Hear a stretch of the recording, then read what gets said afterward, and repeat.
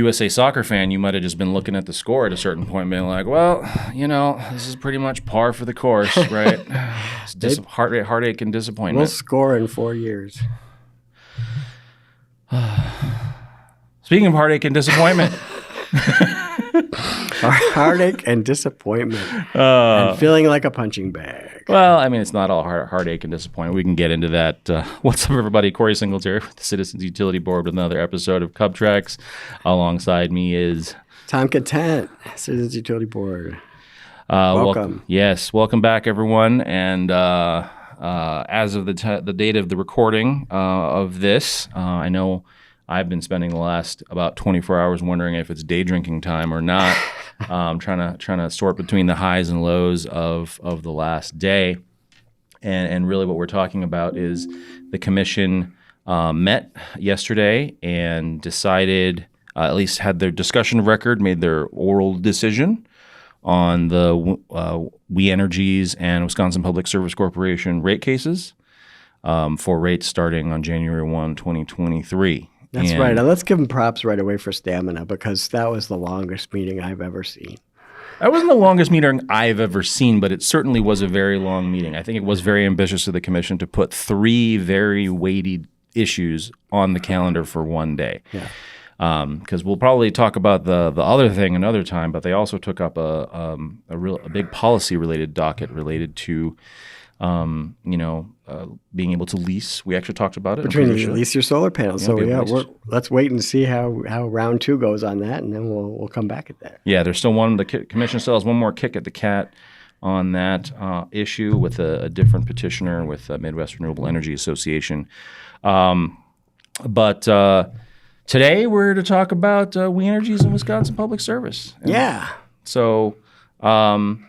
I guess a little backing up, just reminding folks, both utilities, they're actually under the same umbrella, under the WEC Energy Group, WEC Energy Group, I'm sorry, to our utility friends who are listening. WEC Energy Group, they're sibling utilities, and they both came in for a rate case to adjust their rates for starting next year in January. And there were a bunch of issues looking at big rate increases, inflationary pressures, a lot of different things going on. And through the case, over the course of that case, we as well as a number of other parties managed to arrive at a settlement agreement with the utilities to settle a number of issues for those rate cases. Left a couple of issues for the commission to decide, at least. Going in, we thought there were just going to be a couple of issues. That was the plan. That was the plan. A couple of issues for the commission to decide. Keep it simple. Keep it high level. Really important stuff. In particular, utility profits, utility return on equity, as well as cost allocation, essentially how the bill gets split amongst all the different customer groups. The old divvying up the pie. Yeah. So that was the tricky one. But that wasn't what happened yesterday. No, they changed the script and threw out the script. Based on every other settlement that's come before the commission. So it was I know it was at least surprising for me in terms of watching that go down. I mean, the commission certainly has the authority to do what it did, but I don't know. Walk me through kind of your initial reactions and sort of the high level. I know you've been on the phone pretty much the last 24 hours talking with people about this case. So break it down on this. Well, I think the big takeaway is some missed opportunities for residential customers and in particular. Especially on the We Energy side, it almost broke down as almost a tale of 2 rate cases, because not everything. Sometimes when you see combined utilities, co-owned utilities, the decision points are similar, but this one it didn't happen that way. So I think the big picture is that so many people came to the public hearings for We Energies in particular, and so many people filed comments, over 1,100 comments. And one of the things that they were concerned about was a double-digit rate hike. And unfortunately, at the end of the day, We Energies customers are left with a double-digit rate hike. Mm-hmm. So that's a challenge. So the large increases overall. But there's sort of 2 moving parts, right? There's sort of the total amount that the utilities' overall rates are going to go up. How much more revenue are they going to collect? And it's actually, if I understand correctly, the numbers both We Energies and Wisconsin Public Service are in about a 9 to 9.5 overall, but for particularly our customers, residential, small business customers, really the lion's share of utility customers, there's a second part to that story, right? And that's that splitting of the pie. And so, if we're talking about, say, a 9 to 9.5 overall for residential customers, what are we, at least, tentatively as we sit today, what are we kind of looking at for those folks? So for We Energies, it really is looking like an 11% increase. And I think the utilities indicated roughly $12 a month for a typical customer. So you're almost $150 a year there. And then for small business there, it was about an 8.7. So that's still not as much as the utility wanted, because they did pare some back. But on the WPS side, they actually took a different tack and favored residential customers with a lower than average increase. So for WPS customers, we're talking about maybe an 8.6-ish, 8.7, somewhere in that range increase, which is, I think, in the ballpark of, check Mike chicken scratch here, $8 a month. But at the time of the public hearings, there was concern that if after the utility kind of flipped its position and was supporting the large companies, there was a concern that residential customers for We Energies were going to face a 13% increase, and it was going to be almost 15% for WPS. So for WPS customers, this is a much better outcome than where things stood at the time of the public hearings. Yeah, it's I don't know how much we're going to get into it today because some of it's a little inside baseball, but what you just described was a little baffling to us because essentially the commission made two entirely separate decisions, right? Like the issues were more or less the same. Right. The parties making their arguments before the commission on these issues were basically the same. Right. It was us, the large industrial customer group, commission staff, and a few other folks. And yet, for Wisconsin Public Service, the commission essentially agreed with our position. Let's pick the path that tries to provide some rate relief for small customers, residential customers in particular.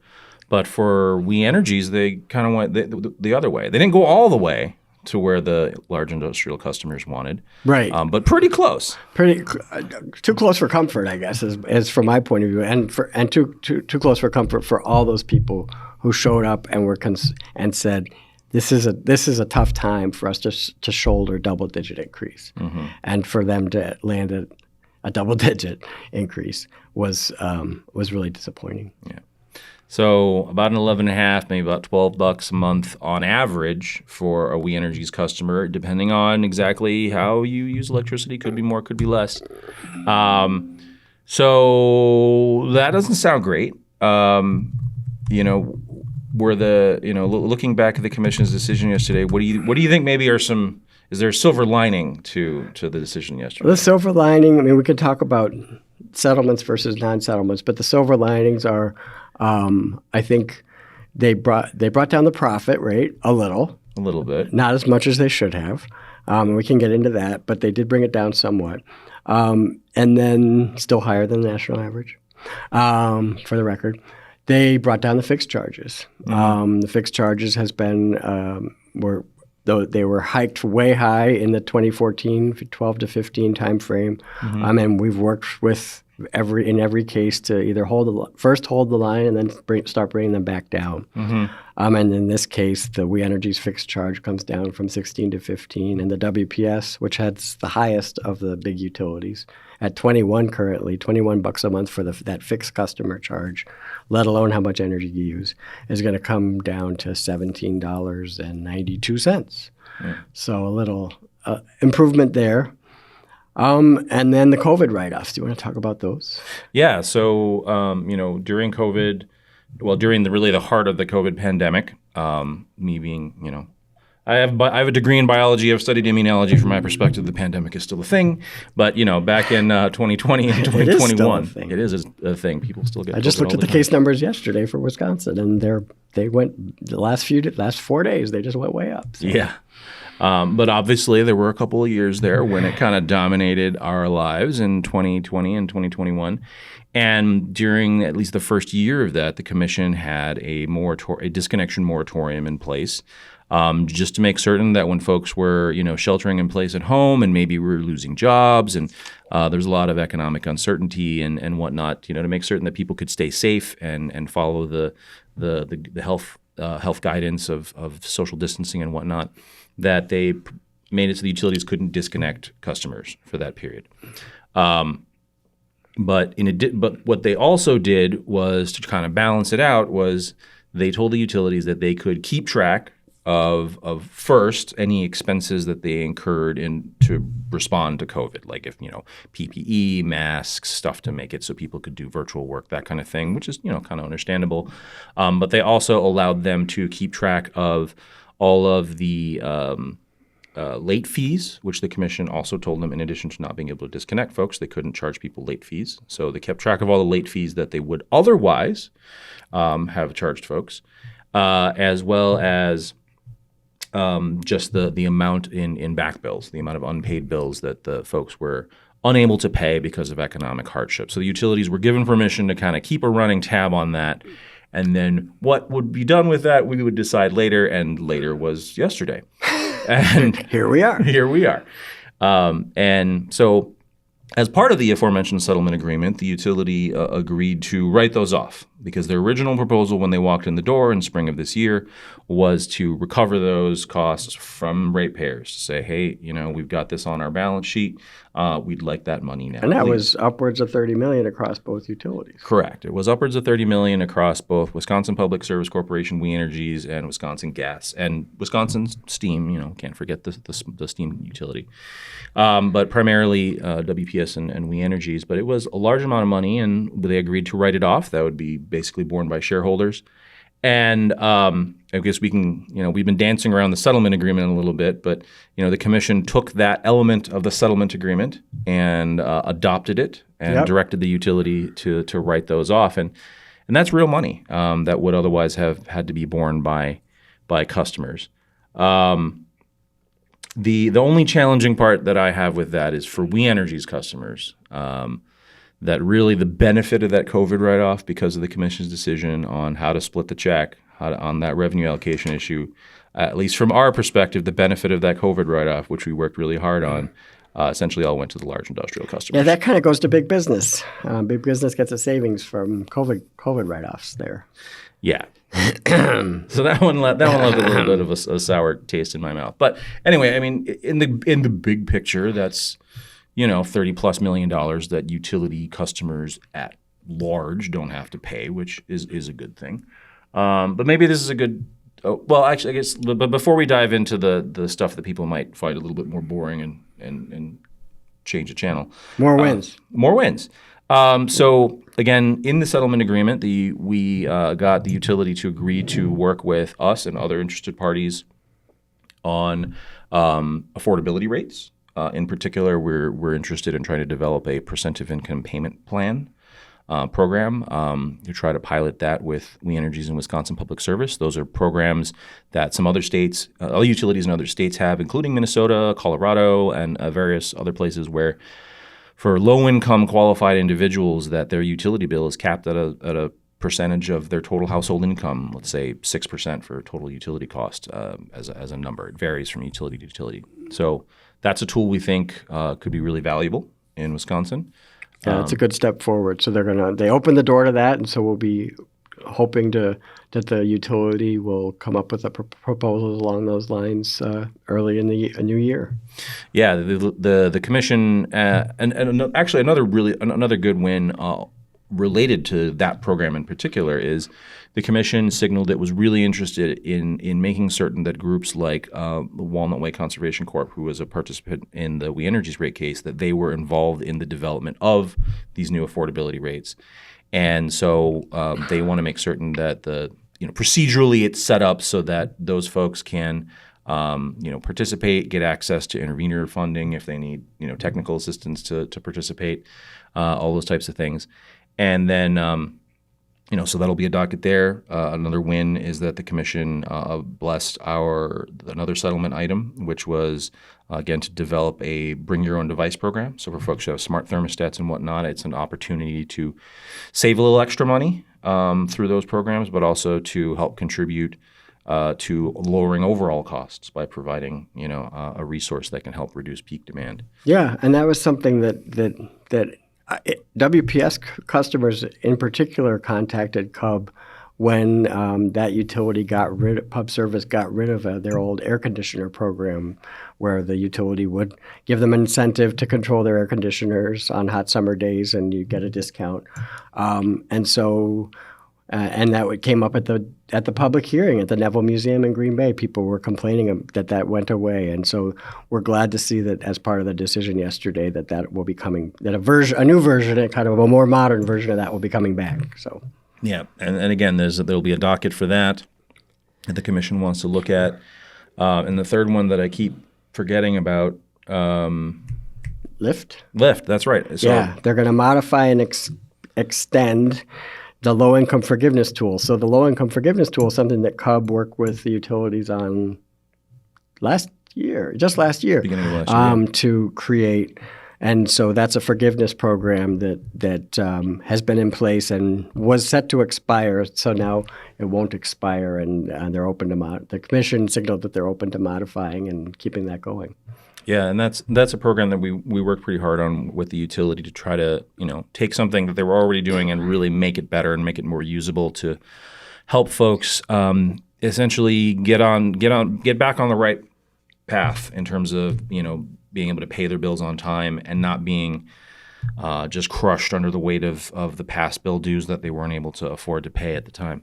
So that is another thing we'll be looking at over the course of this year. Is they extended that.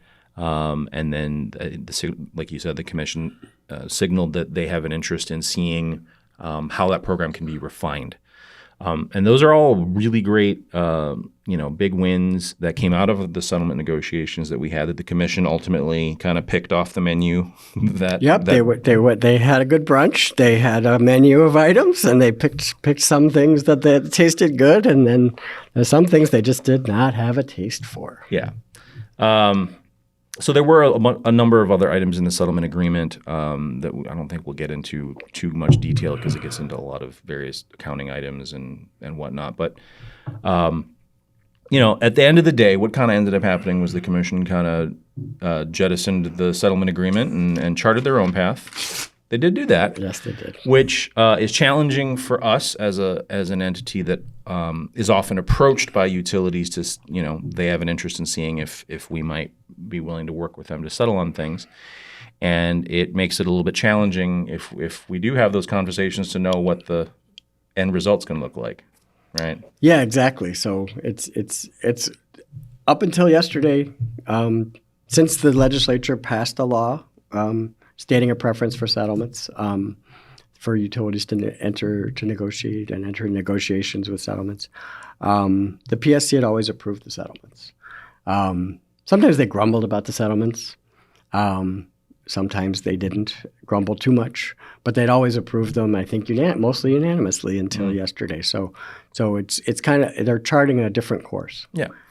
And so, one could look at that as disappointing, right? As like we worked really hard in the settlement agreement, give and take with the utility worked, we felt that in a number of areas we kind of worked really hard to get some favorable outcomes, and the commission kind of threw that in the waste bin. But at the same time, if we look at maybe on the bright side, what the commission did do in throwing the settlement agreement out was they provided a much clearer signal to all parties that they have a much stronger interest going forward in really scrutinizing utility costs, which is something that, maybe speaking personally, not CUB position, but me personally, looking at the commission's decisions over the past number of years, sometimes I feel like it's a lot of talk and not a lot of action. And there was a lot of action yesterday. There was a lot of action yesterday, and give that you can't deny that. And they want utilities to sharpen their pencils because their pencils are going to be sharp over at the commission. Yeah.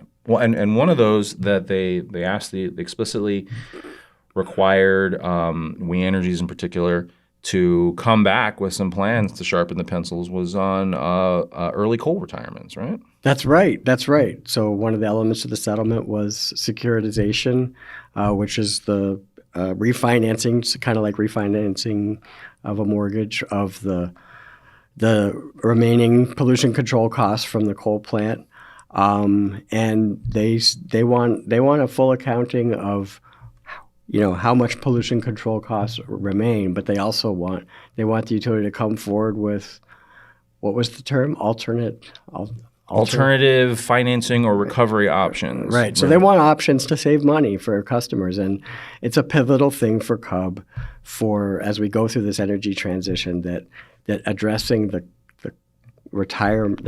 cost of these retiring coal plants and not saddling customers with extra costs for plants that aren't needed, no longer being used to keep the lights on. Mm-hmm. That's just fundamental as a key plank in making this whole transition more affordable.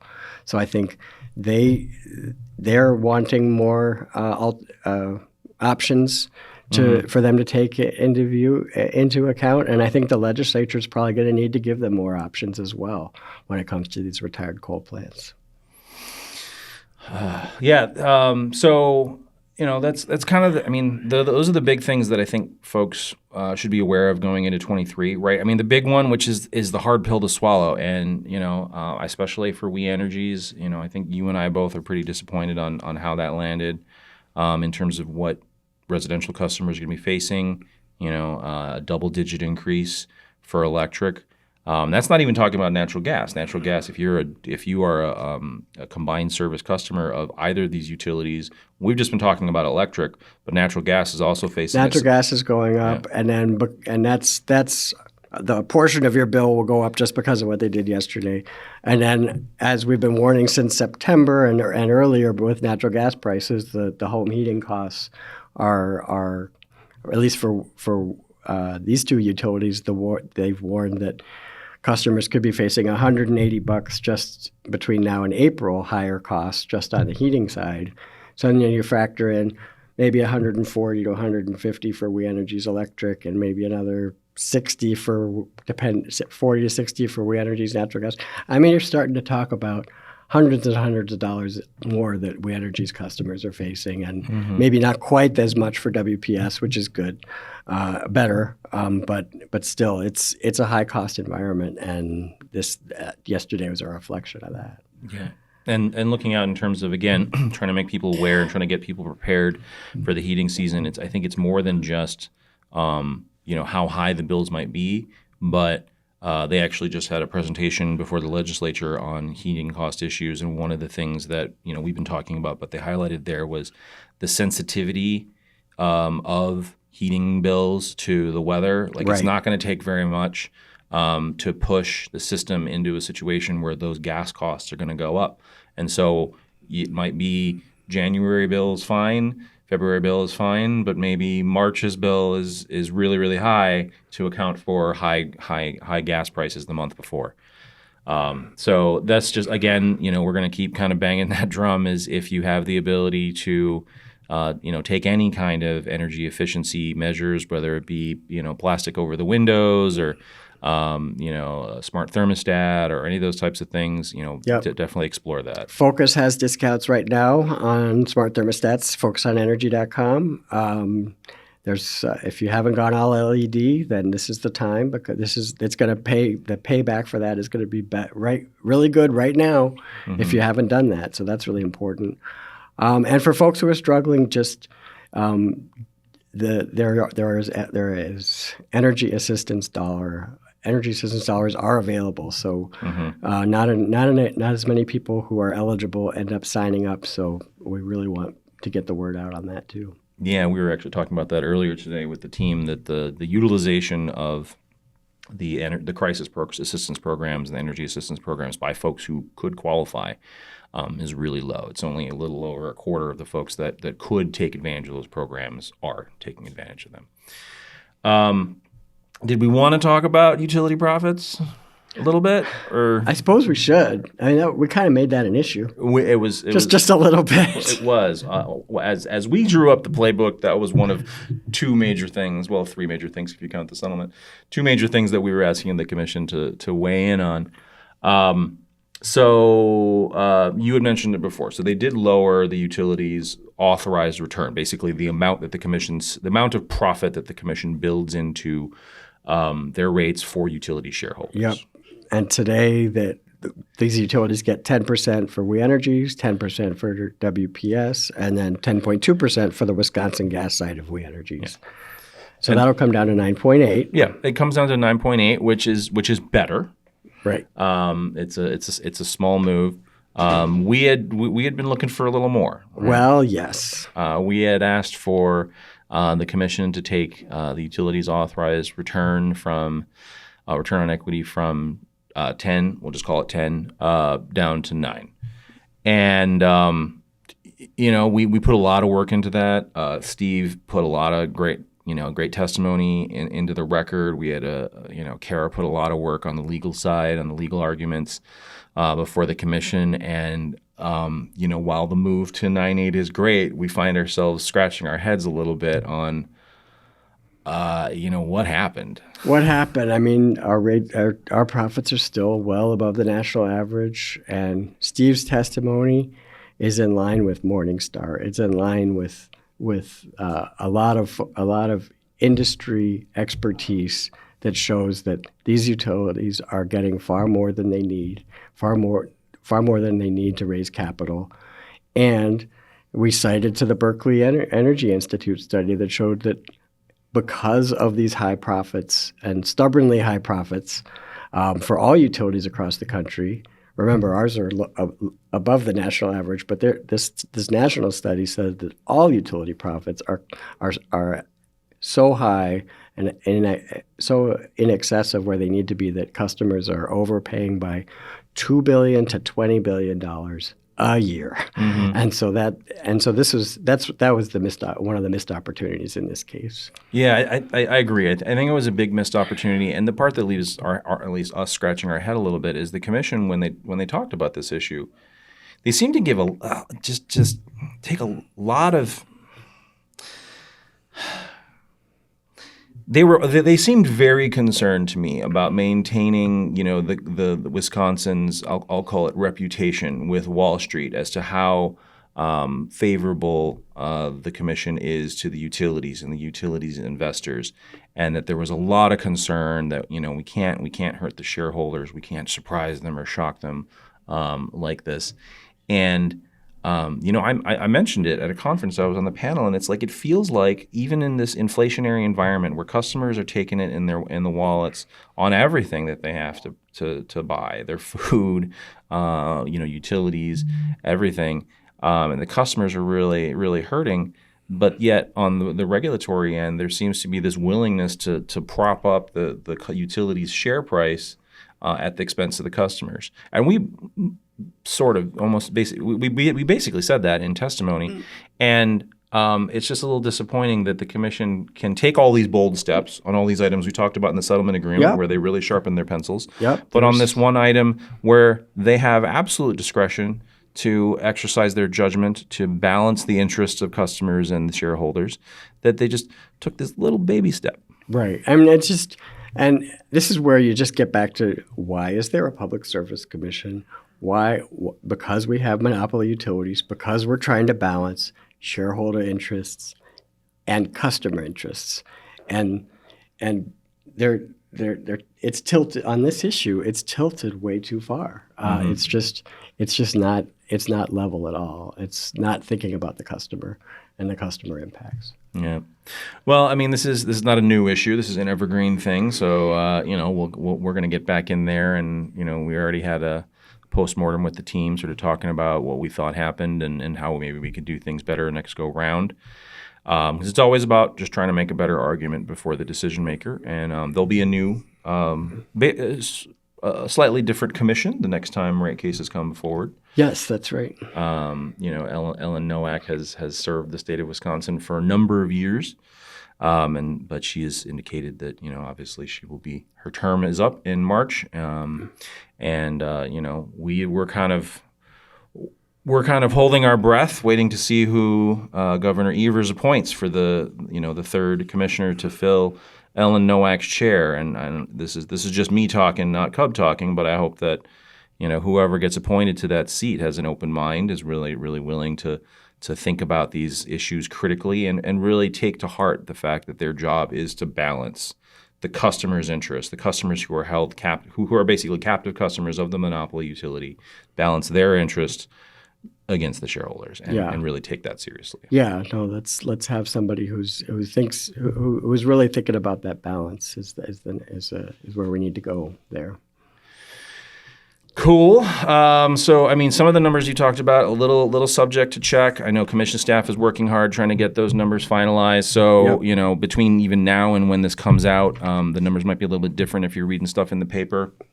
But again, big rate increases coming, particularly for We Energy's customers, a little bit less, I'm going to just characterize as a little bit less awful for Wisconsin Public Service customers.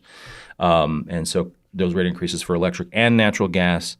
So, be on the lookout for those for your bills. Those will start being reflected in the bills you'll see in February, because it'll be for service starting on January 1, 2023.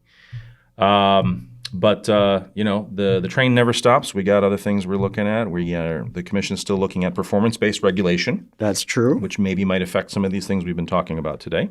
And so we'll be attending probably at the time this releases, we will be at that meeting. There you go. Talking about those things with other stakeholders, and particularly affordability, and really looking at how we can measure metrics surrounding affordability and what's really important to customers. So it's an important conversation and things that contribute. And before we leave the rate case, I just want to thank the people. I want to we put out an appeal for people to come to the hearings.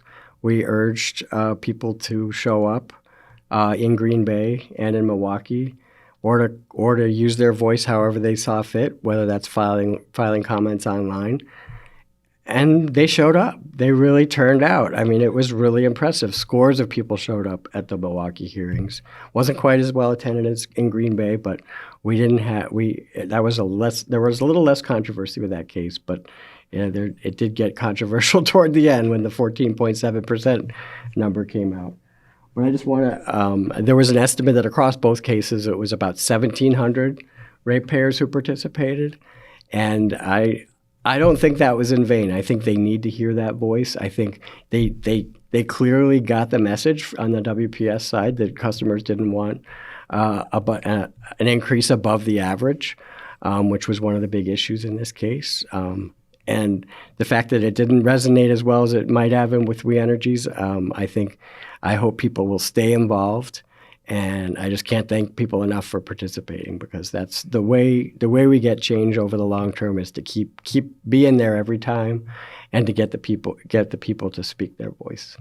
Yeah, that's actually really important. To put it in context, and I know you know this as well, is most of the time, on a good day, participation from the public in a rate case is in the teens, right? You get a few tens of people. To have, upwards of 1,000 across two rate cases is impressive. And I do want to reemphasize something you said is this is not a one and done. So we really want to encourage folks to stay involved, whether it's comments on a rate case, whether it's folks following along with the performance-based regulation workshops or any of those other things. We're here to be the voice of for the consumer on these highly technical issues, to help provide the evidence the commission needs to make its decision. But the commission also needs to hear directly from the customers in terms of hearing the customers' stories about how the rates that they regulate really affect them on the ground. Because that's the other part that it's not our story to tell. It's their story to tell. So and kudos directly to Walnut Way for helping make the people speak out at the Zoom hearings and at the public hearings and online.